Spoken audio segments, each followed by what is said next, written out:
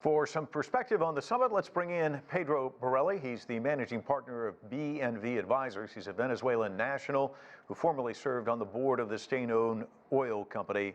Pedro, Elaine asked the president of Ecuador, I think the $64 million question, can you really come to a consensus or an agreement on these pressing issues for the region if not everyone's sitting at the table? What's your take on that? Well, first of all, the region is 1 billion plus people.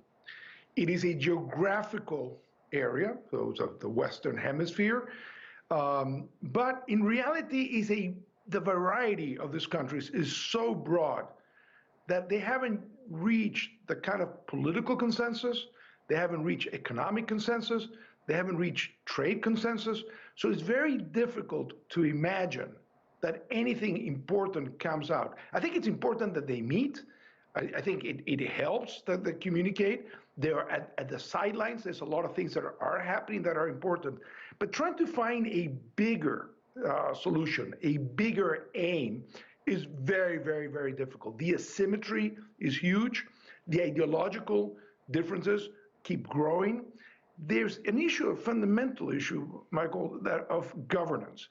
That this is a region with very, very sloppy governance.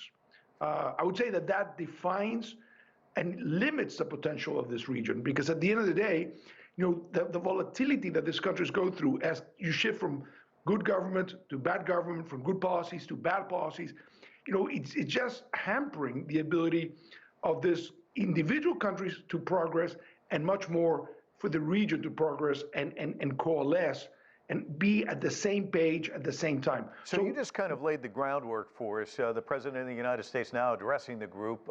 Given that, and he undoubtedly knows that as well, what should his message be to the gathering? Well, I think the message is going to be very appropriate. I mean, I think he's going to say all the right things, and they're going to try.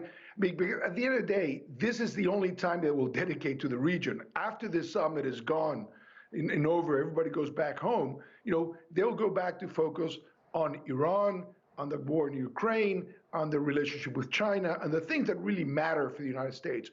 The real fundamental problem that I see in having had this summit in the U.S. is that we focus more time on who's there and who's not there, and the countries spend more time trying to juggle their presence and see what they could get in exchange for the presence than actually moving forward an agenda. So the words of the speeches are going to be perfect. They're all going to sound great, but they're not going to mean a great deal as the region is going through probably its biggest moment of chaos, and the United States has neither the time nor the money to focus on continuing its presence post a summit. And Pedro, the bar's not very high. The last summit in Peru was kind of in disarray. President Donald Trump elected not to go to the meeting. That brought a sigh of relief. This time, though, Biden is there. He's giving this speech. Obviously, the administration wants to see this as a success at the conclusion.